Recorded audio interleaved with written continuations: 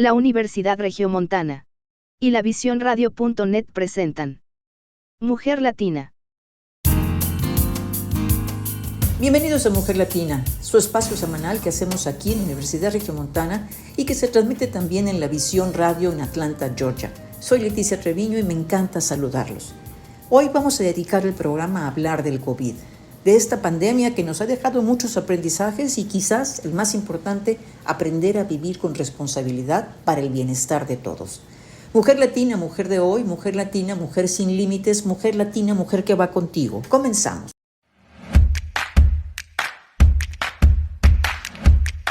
Los invito a escuchar una cápsula de integridad que nos comparte el Comité de Ética 4.0 del Consejo Nuevo León 4.0 del Gobierno del Estado.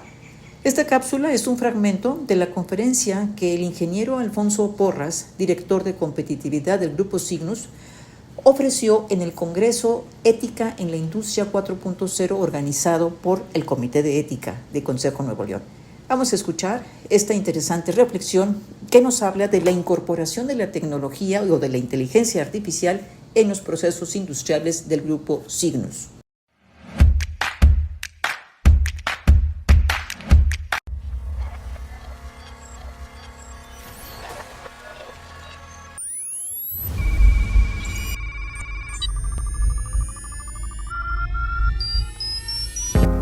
Mucha gente piensa que estas nuevas tecnologías nos van a afectar mucho, nos van a dejar sin trabajo, nos van a espiar, nos van a controlar, nos van a gobernar.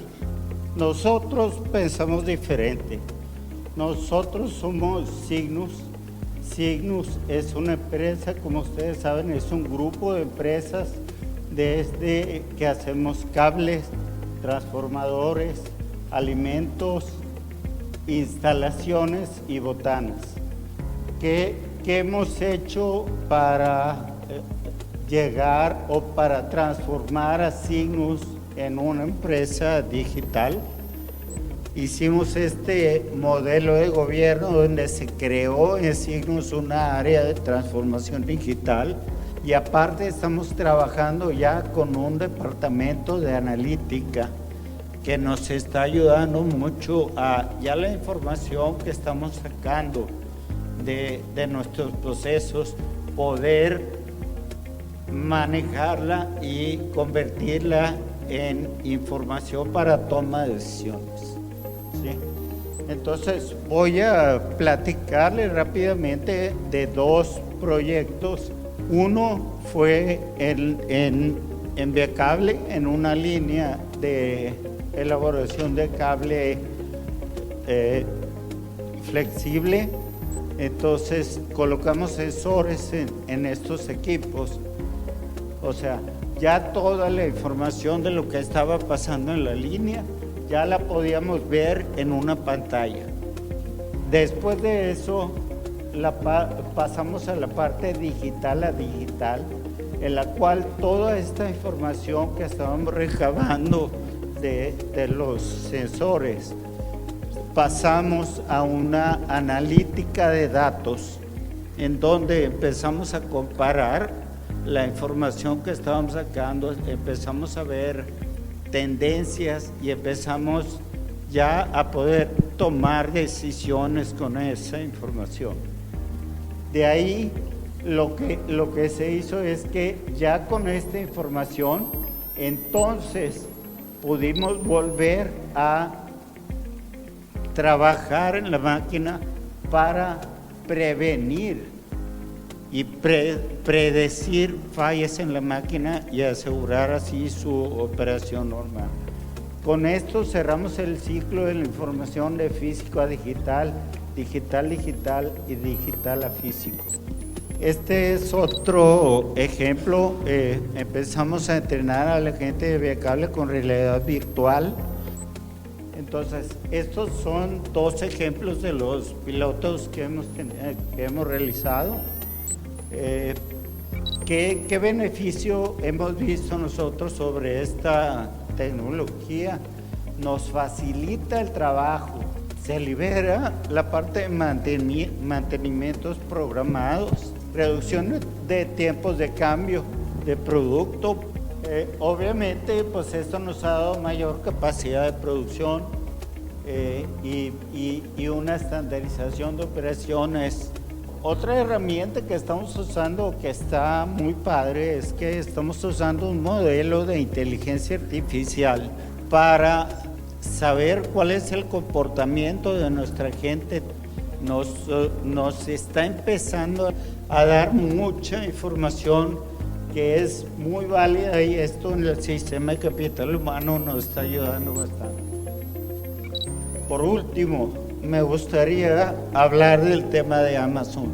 Como ustedes saben, Amazon es la empresa a nivel mundial que está más automatizada, pero cada año contrata más gente y ha tenido un crecimiento, pues si no exponencial, un crecimiento bastante rápido con todas las tecnologías que tiene. Y aquí mi reflexión es que la tecnología nos va a ayudar a ser mucho más eficientes, pero también nos va a ayudar a crecer en nuestros negocios, a hacer los negocios cada vez más grandes, a llegar a más gente, y para eso la única forma es tener más personal, más capacitado, con diferentes características y capacidades que puedan controlar, liderar, programar y asegurar el crecimiento del negocio y el servicio a los clientes.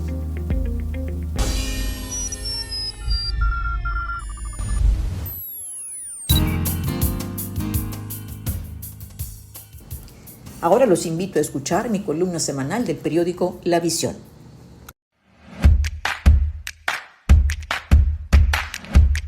El ánimo social por el COVID está muy dañado. Por una parte, las autoridades establecen lineamientos para la apertura y cierre de actividades que no necesariamente reflejan la aprobación de la sociedad, quien está urgida de la reactivación. La decisión más álgida por la proximidad de la fecha, al menos en Nuevo León, está en el regreso a clases, en donde si bien es evidente la urgencia de volver a las aulas por las afectaciones socioemocionales y académicas de los niños, también es cierto que el entorno de contagios es riesgoso y las condiciones desiguales entre las escuelas públicas y privadas es alta. Yo creo que no podemos permitir que unos sí regresen a clases y otros no, marcando más las diferencias en México, aunque la medida siempre es opcional de parte de los padres de familia. Creo que tampoco es prudente arriesgar a los niños cuando no se pueden garantizar ambientes seguros. Sin embargo, como en todo, habrá que ver el cómo sí para reactivar la actividad escolar. Por otra parte, entre la población tenemos gran variedad de perfiles. Están quienes están esperando a que lleguen las vacunas, viviendo una espera esperanzada con tintes de agobio para recibir la primera o la segunda dosis. Están también quienes por resistencia o desidia han optado por no inocularse, poniendo en riesgo a toda la población. Están, aunque usted no lo crea, quienes desde el 2020 se mantienen en encierro domiciliario, lo cual los deja en desventaja para su sistema inmunológico que requiere fortalecerse con cierto grado de exposición cuidada al exterior. Están también quienes ya están pensando en la tercera dosis, en Estados Unidos por supuesto, por el temor con solo pensar en contagiarse. Están los que con actitud valedora se niegan a usar cubrebocas y respetar la sana distancia y se mueven con toda libertad. Por supuesto está el personal de salud que está cansado de no ver fin a esta situación y ruegan para que seamos cuidadosos en respetar las medidas preventivas necesarias. Y por si fuera poco, se dice que hay millones de vacunas perdidas en México porque los números de BRAD de los insumos que han comprado no coinciden con los aplicados que señala Gatell. Y entonces el reporte final es de producto no localizado. ¿Usted cree? También podríamos agregar eventos como la realización del festejo Memoria Luminosa, conmemorativo a los 500 años de resistencia mexicana y la caída de Tenochtitlan, que aún y con semáforo naranja fue celebrado en el Zócalo capitalino, en el que asistieron miles de personas en una carpa en la que fue difícil respetar la sana distancia y conservar el cubrebocas para gritar ¡Viva México!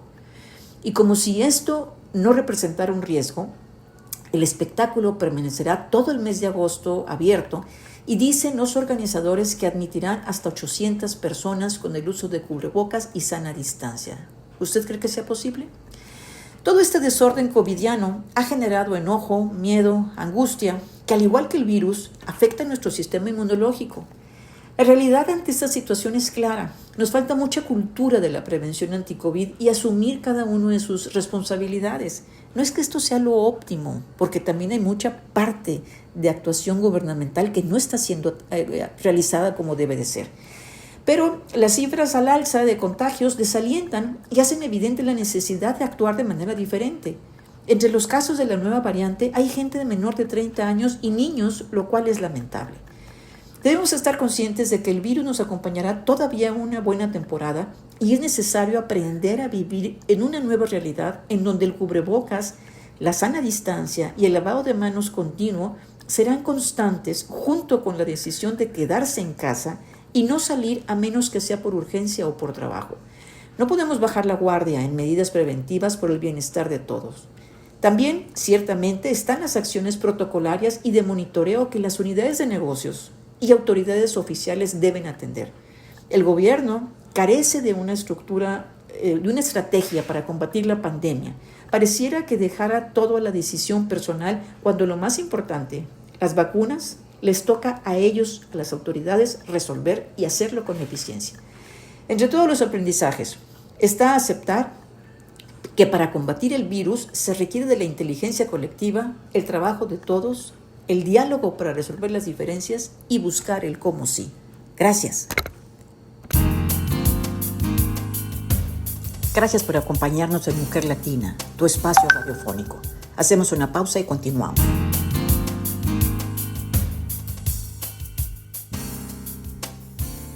Continuamos con Mujer Latina y como les comentaba al inicio del programa, hoy vamos a hablar del COVID. Vamos a escuchar el testimonio de un joven de 29 años que vivió momentos muy difíciles al contraer el virus y que por fortuna lo pudo superar. Mi agradecimiento profundo a María Julia Lafuente, titular del Telediario de Mediodía, a Multimedios y desde luego a Daniel Gerardo de la Fuente Botello por compartirnos este material que hoy les compartimos aquí en Mujer Latina. Escuchemos.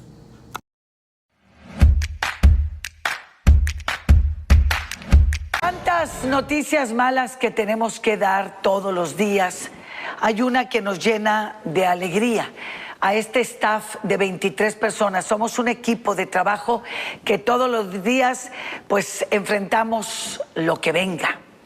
Y esta es una noticia muy bonita que nos llena de motivación y de alegría.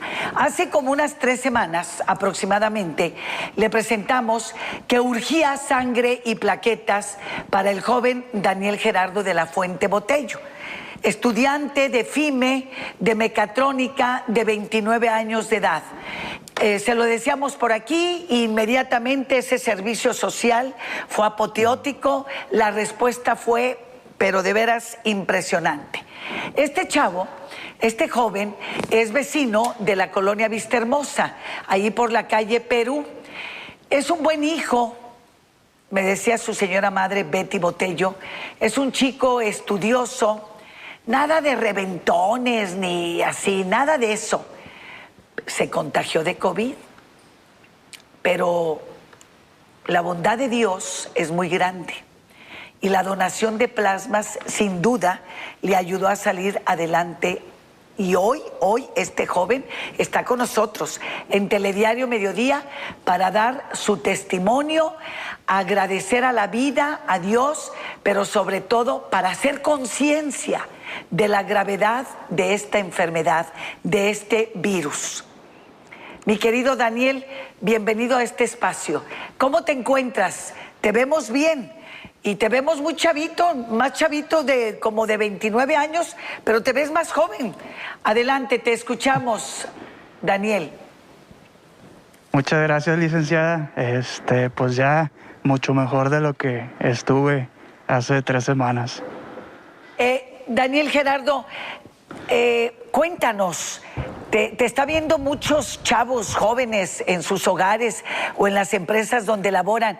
¿Nunca pensaste que te ibas a contagiar, que te pegaría este virus? Pues sí lo pensé, sí pensé que había alguna posibilidad, pero pues como dicen uno, está chavo y te va a dar bien tranquilo, pero ya cuando resulta que es algo positivo en la prueba, así al primer síntoma que tuve, me fue a hacer la prueba, pues sí, no pensé que me fuera pues a pegar tanto. ¿Fue tu primer síntoma? Mi primer síntoma fue dolor de cabeza, tos con flemas y congestión nasal. ¿Y es cierto eso de que respirar es sofocante, es desesperante? Sí batalla uno un poquito para respirar. De hecho, sí estuve con concentrador de oxígeno aquí en la casa, pero ya cuando vimos que pues no era suficiente, pues ya fue cuando tuvimos la decisión de ir al hospital. Ir al hospital. ¿Y te llevaron, tu familia te llevó allí al hospital Conchita, que está ahí por la colonia Chepe Vera, por la colonia María Luisa? Y cuando llegas a este lugar, ¿qué, Daniel Gerardo? Pues yo me acuerdo que dije, no, pues vamos a salir de esta. Siempre me mantuve muy positivo.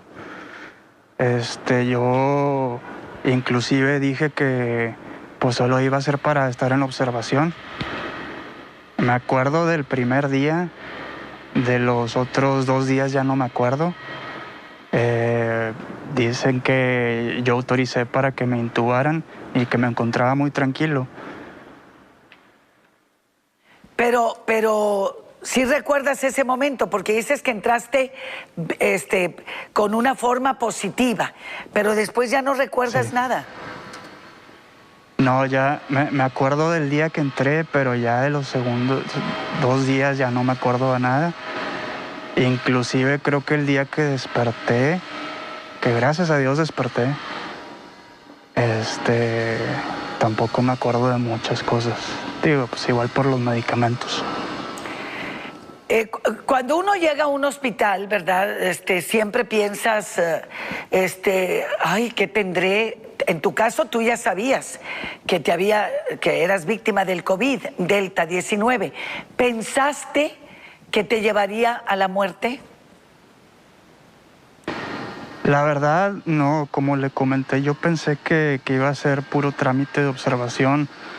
Siempre me mantuve positivo, como le dije, pero ya que despierto y platico con mis familiares, me dicen que sí estuve sobre la raya y dimensionar eso sin estar consciente, pues sí es algo sorprendente. Entonces, pues sí estuve muy cerca de la muerte.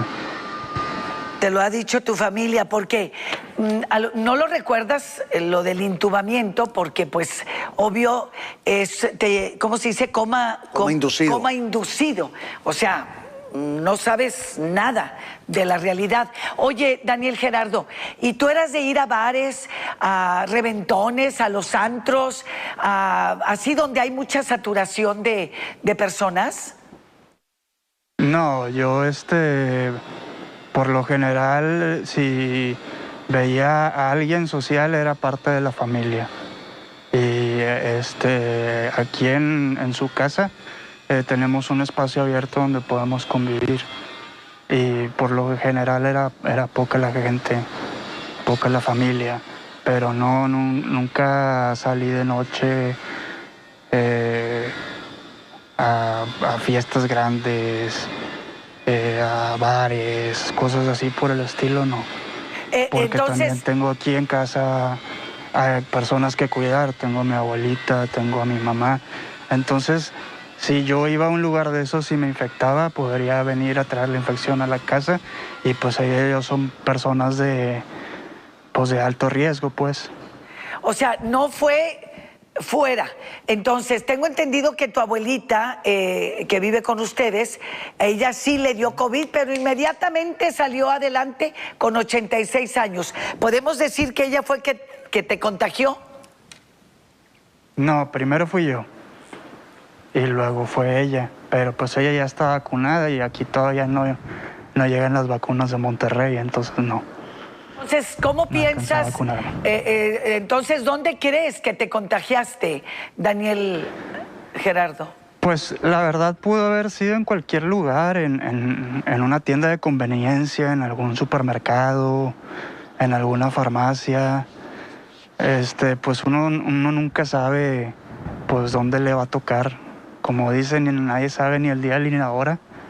No necesariamente de que fallezca uno, pero pues esta enfermedad pues sí es para tomarse en serio. Muy en serio. ¿Tu nivel de saturación de oxígeno hasta dónde bajó? ¿Qué te dice tu familia que estaba al pendiente de ti? En el hospital no sabría decirle. Cuando bajé yo 88 aquí en la casa, fue cuando ya tomamos la decisión de ya ir al hospital. Pero ya en el hospital cada día, en la semana que estuve de recuperación, me fueron bajando el oxígeno hasta ya la última noche, ya dormí sin oxígeno. Sí, porque 90, tenemos entendido, es el límite, ¿verdad? Y si es abajo de 90, tienes que acudir ya a un hospital. ¿Aún luchas contra las secuelas de la enfermedad, Daniel Gerardo? Sí, la verdad son ya mínimas. Por ejemplo, la voz es por el mismo tubo que te ponen. Perdí mucha fuerza en mis músculos, en mis piernas, en mis brazos, por estar sin usar el cuerpo, básicamente. Tuve que tomar unos antifúngicos para unos hongos en la sangre, catéteres. Traigo también unas ronchas que me salieron. Otra secuela, digo, ya menor, traigo, por ejemplo, un moretón. De todas las vacunas que me estuvieron poniendo como 2 o 3 veces al día. Pues ahí en el hospital.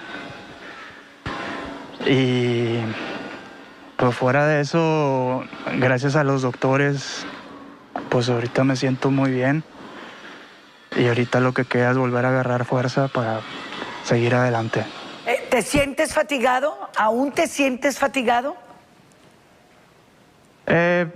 Poco. Yo creo que fue la pérdida de condición por estar ahí en el hospital. Pero yo creo que en unos 2 días más que ya pueda salir bien a caminar, voy a volver a agarrar condición y agarrar fuerza. Hablando de caminar, ¿te sientes con la misma confianza de antes, de respirar, de poder salir a caminar en forma normal?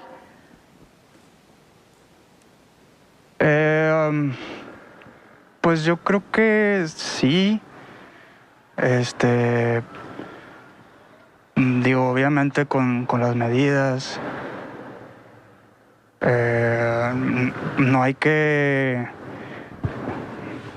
¿Cómo decirle? Pues algunos de nosotros todavía tenemos que seguir haciendo cosas como ir a trabajar y así, y pues no, pues tenemos que seguir adelante. Compañero Daniel Gerardo, ¿Sí? ¿tenías alguna comorbilidad? Porque dicen que el virus impacta de forma agresiva. ¿Tenías algo ya en tu organismo? Pues no, la verdad yo no sufro de nada de diabetes, ni hipertensión, ni nada de eso. Pues nada más me dio y me dio muy fuerte. Entonces, pues, para que la gente, por favor, No necesariamente tienes que tener alguna comorbilidad para que te estés debatiendo en la vida y en la muerte. Así eres, así es, compañero Daniel Gerardo de la Fuente Botello. ¿Algún mensaje que les des a los jóvenes? ¿Alguna sugerencia, algún consejo? Porque cuando eres joven sientes que te comes el mundo a puños. Y a diferencia de las fases anteriores de la pandemia, esta tercera ola está afectando más a la población joven, de 20 a 40 años. ¿Qué les dices a todos esos chavos? Que esto sí es en serio, que sí pega, que te puede llevar hasta la muerte. ¿Qué les dices? Pues me gustaría invitarlos a tomar las medidas que siempre se han dicho desde 1 año y medio que se nos ha estado diciendo. Usen el cubrebocas todo el tiempo arriba de la nariz, tomen su sana distancia. Yo sé que a veces en los camiones o en el transporte público es muy difícil. Pero traten de estarse lavando las manos siempre. Esto no es un juego. Yo pude haberme ido así de fácil, sin ninguna complicación de salud. Necesito pues que todos los demás sepan que pues es más importante la salud que otras cosas.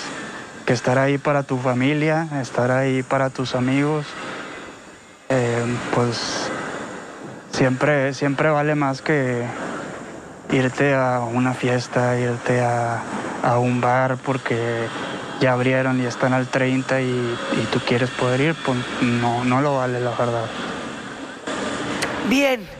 Oye, hay muchos ángeles del COVID-19. Los ángeles que te atendieron ahí en el Hospital Conchita, y te recuerdo que la memoria del corazón se llama agradecimiento. ¿A quién, aprovecha este momento rapidito, a quién le quieres agradecer en esta etapa tan difícil que pasaste tú y tu familia? ¿A quién? Es el momento de hacerlo, doctores, enfermeras, etcétera. Muchas gracias, licenciada, por la oportunidad. Quisiera agradecer primeramente a Dios por darme otra oportunidad de vida. La verdad, cuando te pones a pensar que esta sí es básicamente otro renacer, pues te queda muchos pensamientos sobre lo que has hecho y lo que no has hecho. Quisiera agradecer también a usted, porque supe que puso su granito de arena. Gracias, muchas gracias.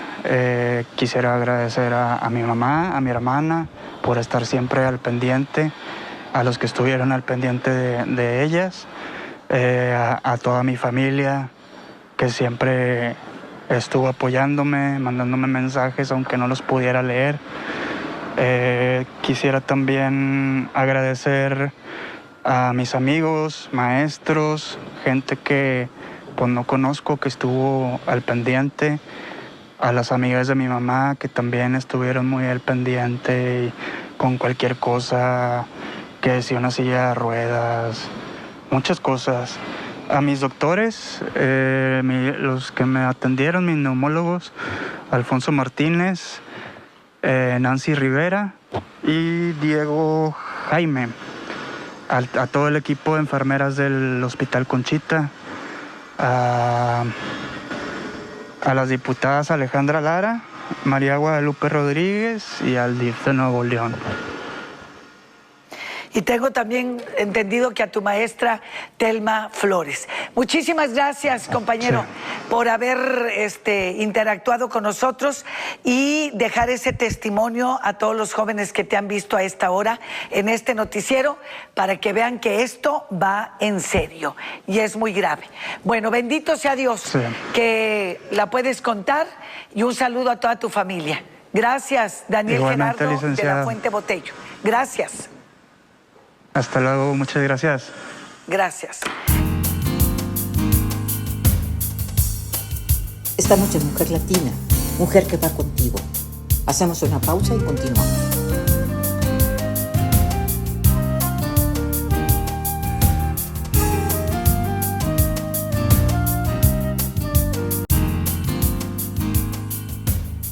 Continuamos con Mujer Latina.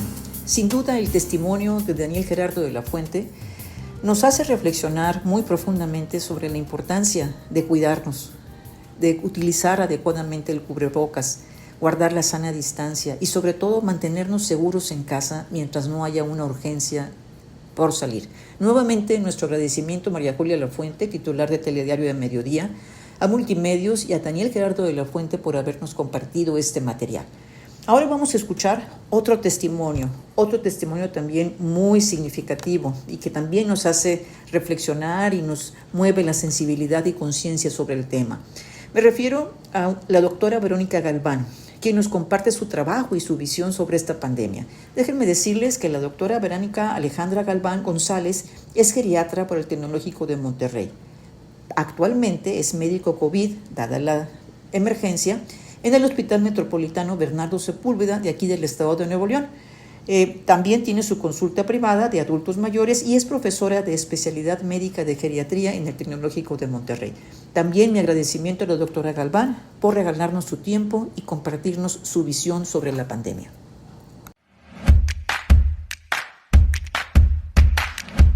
Continuamos con Mujer Latina y me encuentro acompañada en una entrevista vía Zoom con la doctora Verónica Galván. Ella es geriatra y desde hace algún tiempo está trabajando en el Hospital Metropolitano como médica COVID. Gracias, doctora, por aceptar esta entrevista para Mujer Latina. Apreciamos mucho que nos acompañes hoy. Muchas gracias por la invitación. Tú eres médica COVID. Siendo geriatra, eres médica COVID. Explícanos un poquito cuál es el perfil para ser médico COVID.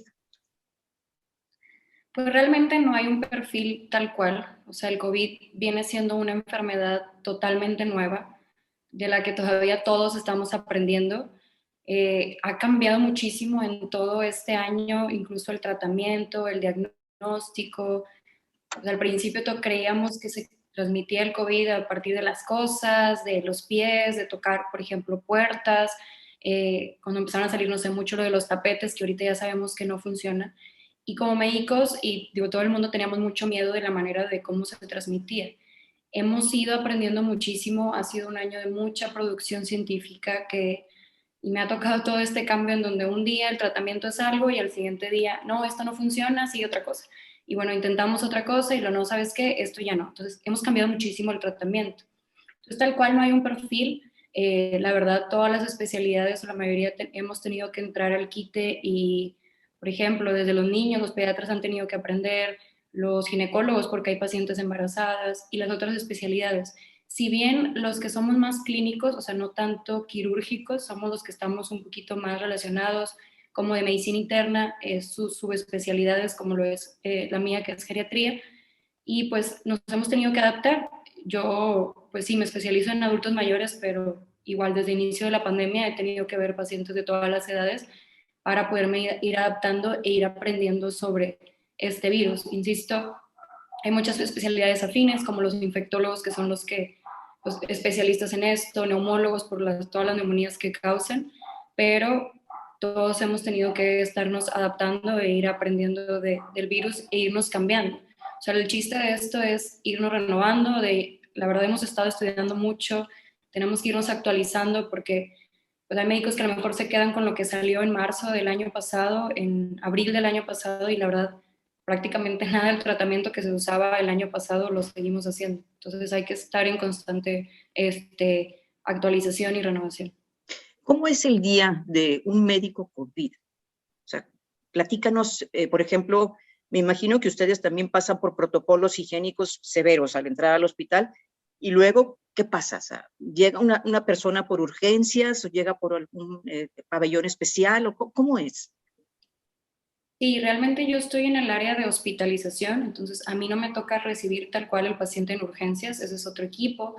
También, por ejemplo, los médicos de primer contacto, que son los que están en las consultas, en las farmacias o en la consulta, digamos, general, pues les toca también mucho esta exposición porque es donde el paciente llega con los primeros síntomas y pues a empezar el tratamiento. Entonces es muchísima responsabilidad. A mí ya me toca como pasó a lo mejor con el médico de la consulta, se empezó a grabar y llegó a urgencias y a mí ya yo lo recibo acá en el piso, que es en el piso de hospitalización.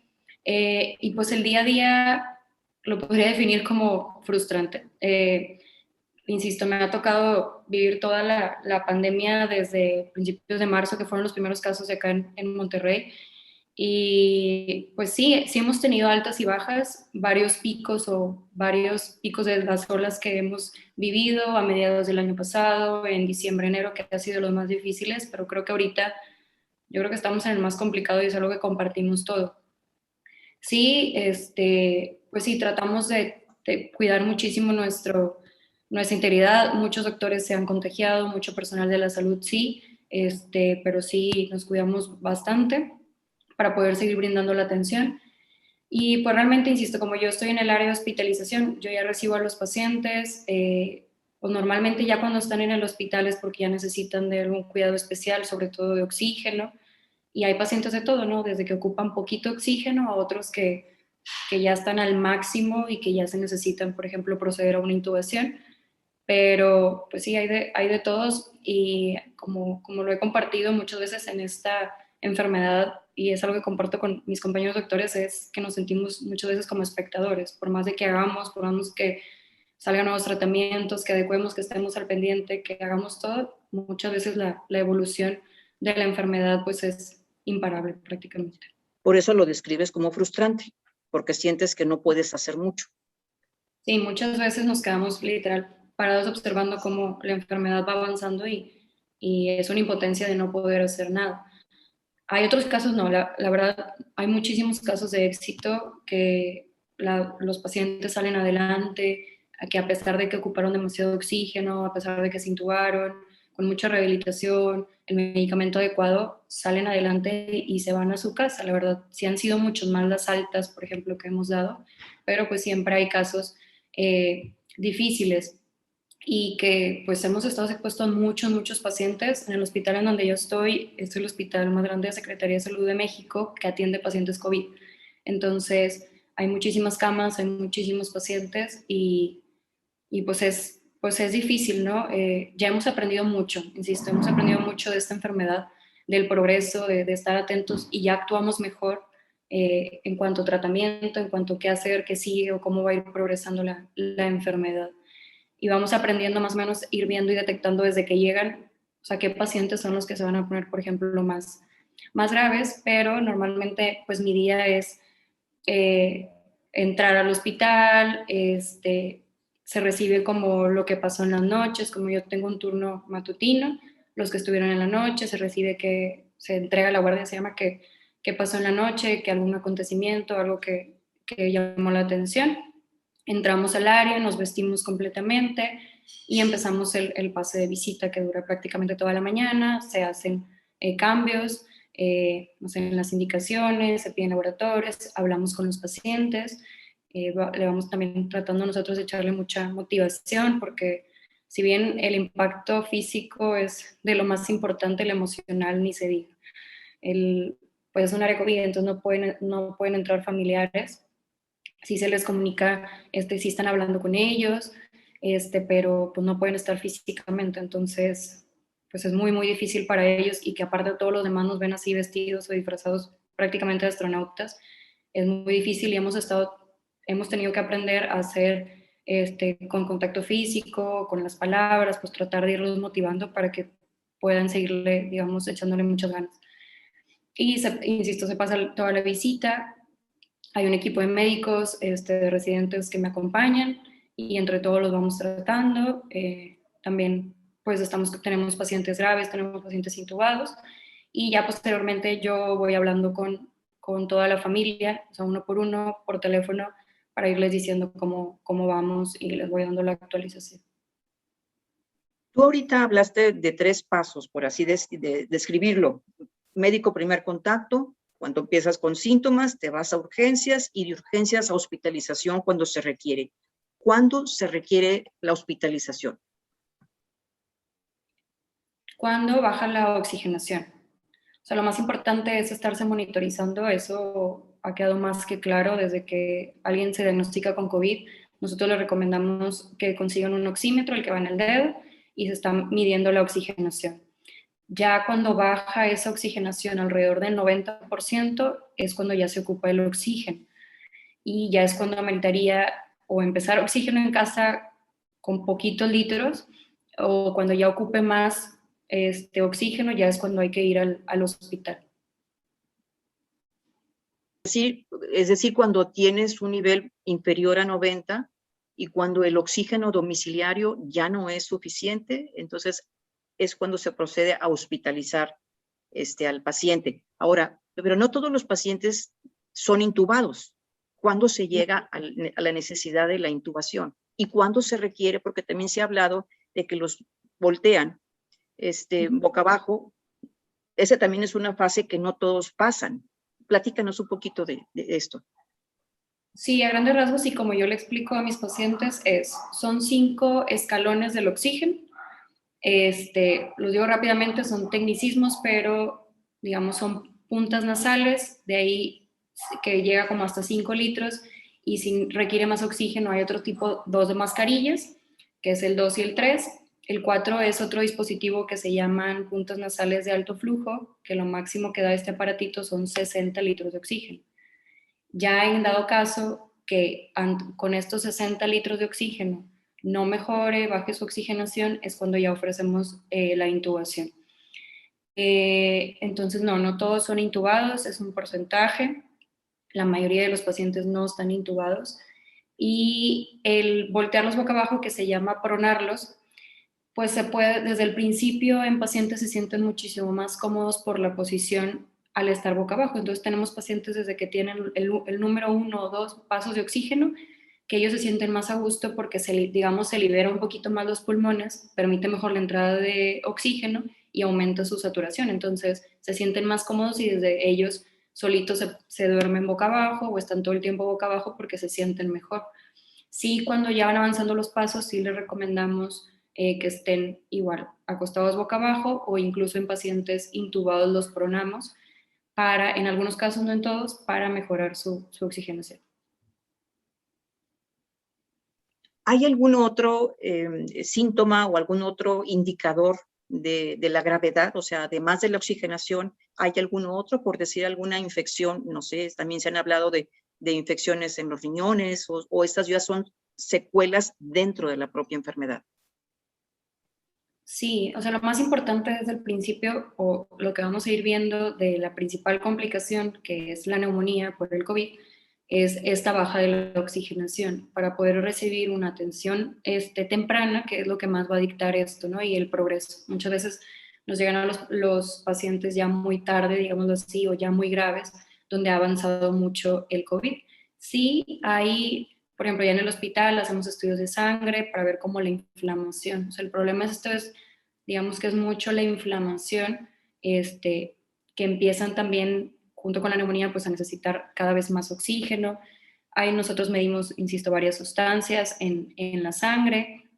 Y sí, desafortunadamente, conforme va avanzando el COVID y el paciente está más grave, está intubado, sí se empiezan a dañar, digamos, más órganos, o están más predispuestos a que aparte del COVID tengan alguna infección por alguna bacteria y que empiezan a dañarse los órganos, principalmente o los riñones, el hígado, etcétera.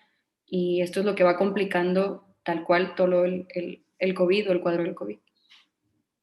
Doctora, vamos a hacer una pausa, es muy breve, y al regresar me gustaría que me platicaras o que nos platicaras cuál es el tiempo promedio que dura el COVID en una persona y cuál es el tiempo promedio que dura una persona en el hospital. Y que nos platiques también, por ejemplo, pues de la función del plasma, por qué se habla de plasma y no de una donación de sangre común y corriente. Y en fin, vamos a hacer una pausa muy breve y regresamos. No te me desesperes.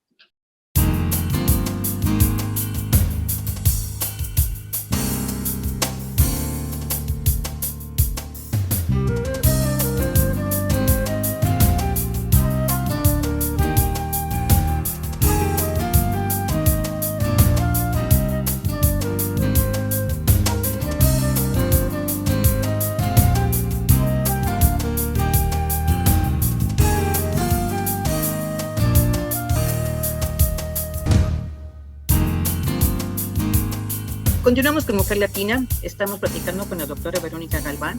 Ella es geriatra, pero médica COVID desde que inició esta pandemia. Trabaja en el Hospital Metropolitano y nos está dando su testimonio sobre justamente la atención de pacientes que son diagnosticados como COVID.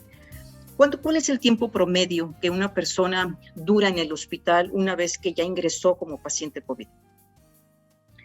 Es muy, muy variable. Esa siempre es la pregunta, sobre todo los pacientes o familiares, ¿cuánto tiempo va a durar?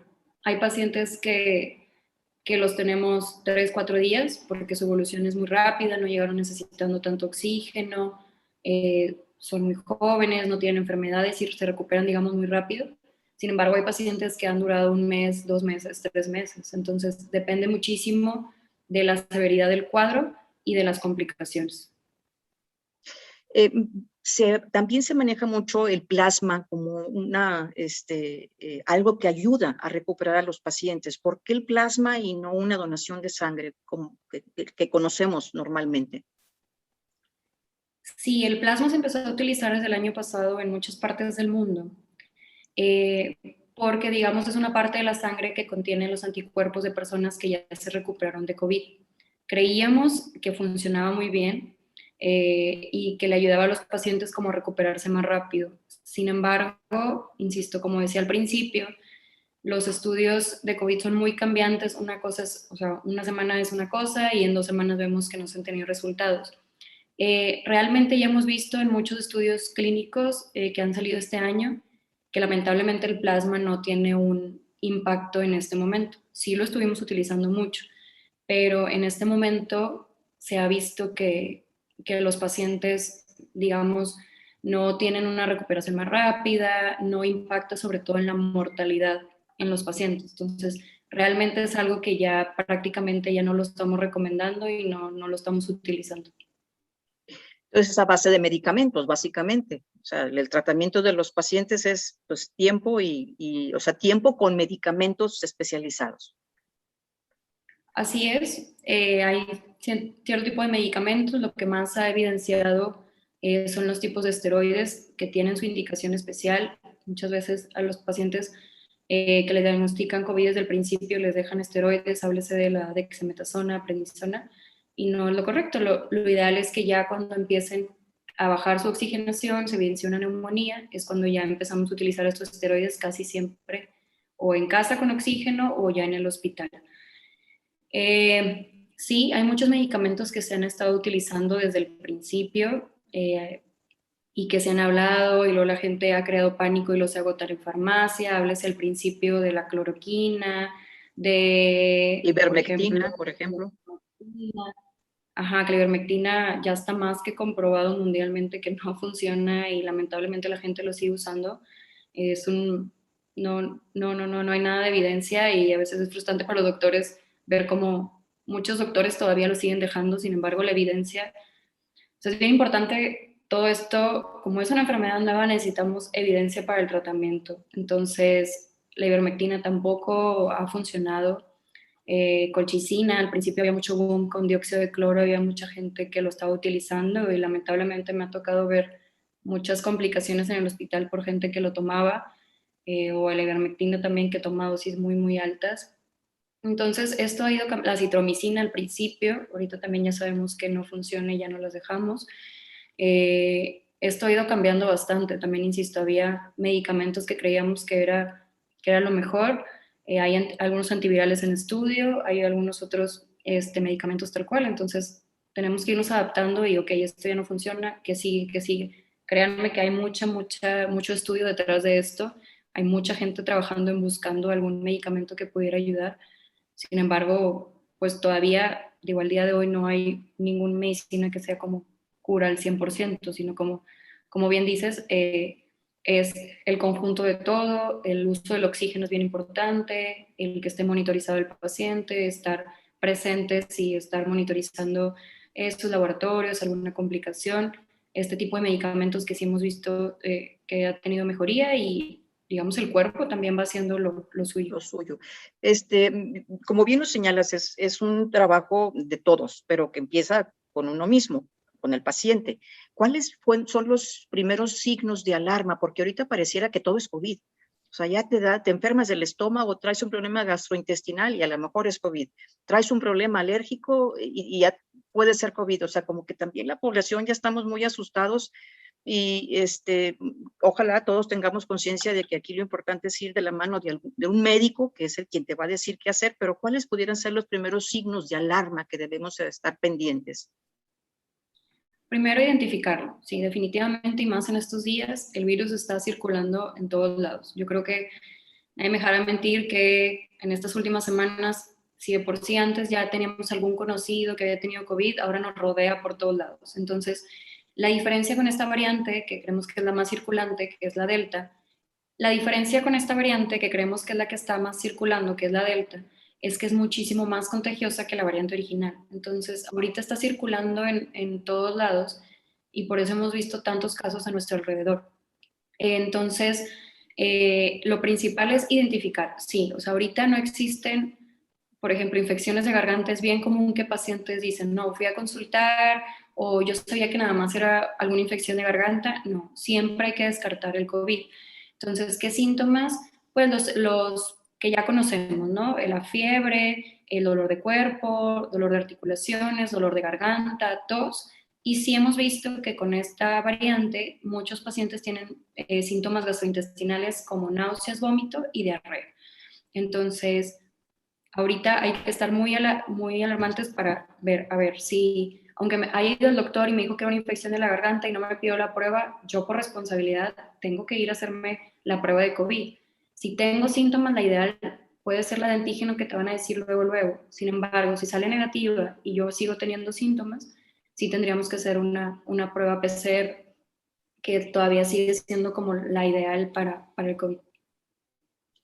Doctora, platícanos de las secuelas. Una vez que alguien ya superó el COVID, se habla también de ciertas secuelas que pudiera tener.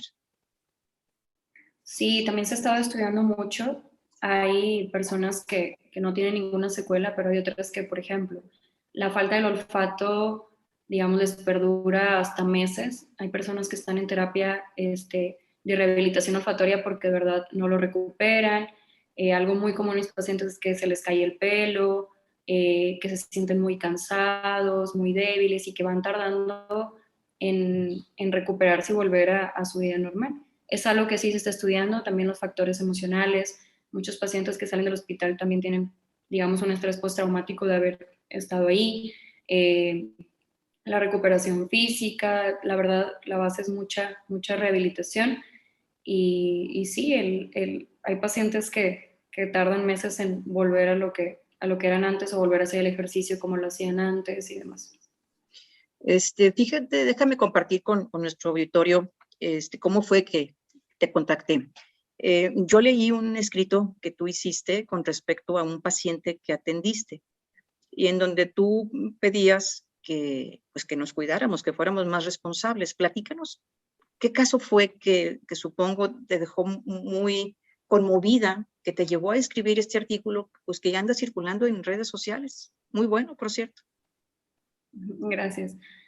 Sí, lamentablemente, pues hemos tenido muchos casos todo el año. Lo que más nos está impactando ahorita en todos los hospitales en nuestra región son la edad de los pacientes. O sea, hemos visto un claro evidencia de cómo la vacunación funciona, porque ahorita el promedio de nuestros hospitales son pacientes mucho más jóvenes que no tienen enfermedades y que desafortunadamente no estaban vacunados. Entonces, lo que yo compartía era la experiencia en esta semana que tuve con una paciente de 19 años que no tenía enfermedades, que empezó a estar muy grave, empezó a necesitar mucho oxígeno. Fuimos siguiendo los pasos que les comentaba y que realmente bajó mucho su oxigenación y teníamos que intubarla. Entonces, ella tenía mucho miedo, tuve que platicar con ella, con su mamá en varias ocasiones y al final accedió. Y justo cuando estábamos pues haciendo la intubación, pues yo estaba con ella, entonces ella pues es casi una niña, entonces yo la estaba tomando de la mano, estábamos el resto del equipo, pues los enfermeros, todo preparando todo para intubarla, yo hablaba con ella, ella habló con su mamá para poderse despedir y pues yo la tomaba de la mano fuertemente y lo único que nos dijo antes de poderla, se le va pasando medicamento pues para que esté dormida y para estar sedada completamente, nada más me dijo, doctora, por favor, no me deje morir. Entonces, en mi escrito yo le pongo eso, ¿no? Que pues ahí mi corazón sonó cómo se rompió y lamentablemente me pasa todos los días por pacientes que me dicen cosas así. Y ya le dije que no te preocupes y nada más nos dice a todos, muchas gracias. Cierra sus ojitos y procedemos a toda la intubación. Y me apretaba bien, bien fuerte. Entonces, yo lo que compartía era esa impotencia de, pues es lo que he tratado de hacer todo este año y medio, de no dejarlos morir, pero ver cómo los hospitales están llenos, cómo amigos, médicos o mismos pacientes me hablan desesperados tratando de encontrar un lugar en los hospitales, tantos públicos como privados. Ahorita tener un seguro de gastos médicos o tener otro seguro, no tener nada, no es garantía de nada, de verdad. No hay lugares en los hospitales están desbordantes. Y como mi paciente, que está muy grave, y tuvimos que hacer todo el procedimiento y todavía hay gente que no se pudo vacunar. Y me llevaba la idea de, oye, esta paciente, si hubiera estado vacunada, a lo mejor no la tuve que haber intubado, a lo mejor le hubiera dado COVID, pero no hubiera estado tan grave.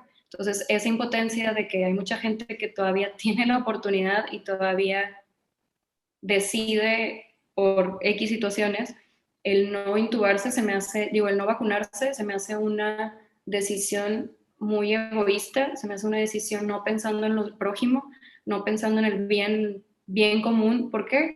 Porque nosotros lo estamos pagando en los hospitales. Y no porque sea más trabajo para nosotros, sino porque hay mucha gente sufriendo.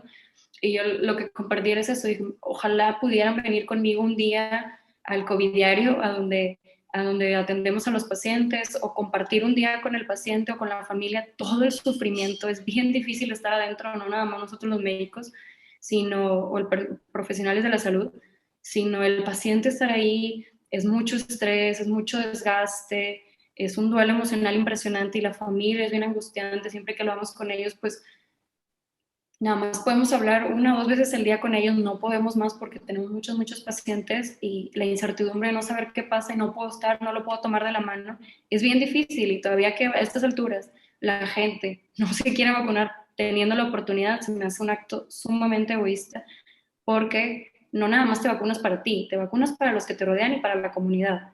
¿Por qué? Porque si no te vacunas y te da COVID, pues tú lo vas a seguir esparciendo. Y aparte este virus ya hemos aprendido, lleva 1 año y medio circulando y ha mutado en diferentes ocasiones. ¿Por qué? Porque hay muchos cuerpos en los que se anida y se muta. Entonces, la única manera de poder, digamos, contrarrestar esto, tener solución, y la única manera prevenible es vacunarse. No hay sustancias mágicas, no hay soluciones mágicas para prevenir el COVID más que la vacunación. Entonces, es bien impotente, insisto, pues a la gente que no le ha tocado, pues no es su culpa, por así decirlo, pero de verdad, la gente que tiene la oportunidad, no sé cómo siguen dudando. Yo creo que no han tenido ningún caso grave alrededor, pero sigue siendo una irresponsabilidad. ¿Cómo está tu paciente? Esta chica que refieres. Todavía muy grave. Todavía grave. Pues doctora, agradezco muchísimo que nos hayas compartido este testimonio que me parece muy valioso, no solamente por la parte técnica, médica que nos compartes, que a veces es importante conocerlo para poder dimensionar el trabajo tan importante que ustedes están haciendo. Me conmueve mucho tu emotividad al estar platicando. O sea, me encanta la referencia que haces de la importancia emocional de los pacientes y de la familia, que también la familia tiene un papel protagónico muy fuerte cuando tiene un paciente adentro, sobre todo que no puede estar con ellos. Y también me gusta mucho esta sacudida que nos das para que todos aquellos quienes están pensando en no vacunarse, teniendo la posibilidad de hacerlo, pues, reflexionen que es en bienestar de los demás. Y nos falta nada más agregar para cerrar la importancia del cubrebocas, de la distancia y del lavado de manos y una serie de protocolos higiénicos que tenemos que atender aún y ya vacunados. Exacto, ya hemos aprendido que, porque luego alguno de los pretextos o los argumentos que usan gente que no se quiere vacunar es que como quiera me puede dar COVID. Sí, y eso ya lo sabíamos, como quiera puede ser portador del virus, puede ser asintomático. Las medidas siguen, si estás vacunado o no. Lo que te va a proteger la vacunación es que tu cuadro no sea muy grave y que no tengas que ir al hospital y que no te puedas morir. Entonces, de verdad esto está evidenciado claramente, todos los hemos visto, ya está reportado cómo los hospitales en su 95% más es gente que no está vacunada. Ha sido más claro que las vacunas funcionan, o sea, no sé cómo la gente sigue dudando. Insisto, tenemos que ser como comunidad y un bien común. Insisto, las medidas tienen que seguir siendo uso de cubrebocas, distancia, como bien mencionas, el uso de antibacterial, lavado de manos principalmente.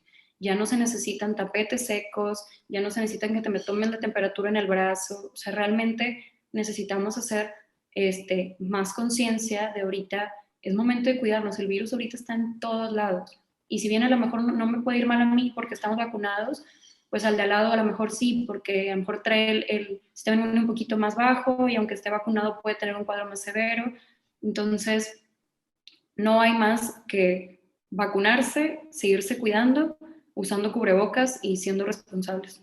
Así es, evitando eventos o situaciones de más de 20 personas, o sea, a veces también la gente dice, es que yo ya quiero ver a mi familia, pues a lo mejor sí te puedes reunir con tu familia con los cuidados necesarios y cantidades menor de 10 personas. Claro, y sabemos que la gente ya está cansada, créanme que nosotros también, o sea, ya está cansado de escuchar Susana a distancia, de escuchar cuídense, no salgan, etc. Entendemos perfecto, pero ahorita, o sea, ya estadísticamente es la mayor cantidad de casos desde que empezó la pandemia, entonces estamos peor que en diciembre, enero o en agosto del año pasado, entonces es momento de cuidarse, es hacer un poquito de esfuerzo para tratar de contener el virus. Un poco más. Y felicidades porque he tenido varios casos, como tú bien señalas también, cada vez hay más gente cercana que te enteras que estuvo diagnosticado e internado de COVID, y he tenido varios conocidos que me han referido al Hospital Metropolitano como una excelente atención y una atención muy cálida. Entonces sé que tú estás en ese equipo de personas a quienes mis conocidos se refieren. Entonces, pues, gracias por la atención que ustedes hacen en el hospital y gracias nuevamente por esta entrevista. No hay de qué, muchas gracias por la invitación y a seguirnos cuidando. Claro que sí. Hacemos una pausa y continuamos. Estamos en Mujer Latina.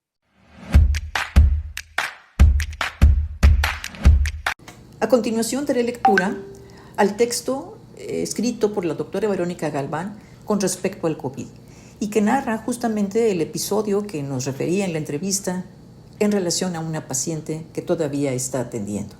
El texto dice así: cuida de ti para que después yo no tenga que cuidar de ti. Hoy nuevamente, como casi todos los días, se me rompió el corazón al tener que tomar de la mano de mi paciente de 19 años, sin enfermedades, antes de tener que intubarla. Yo explicándole el procedimiento, pasándole el teléfono para que se pudiera despedir de su mamá, y ella apretándome fuertemente, y sus últimas palabras antes de sedarla fueron un gracias y por favor, doctora, no deje que me muera. Yo siendo fuerte para poder tranquilizarla y transmitirle paz. Créeme que lo único por lo que me he desvivido este año y medio es para no dejarte morir.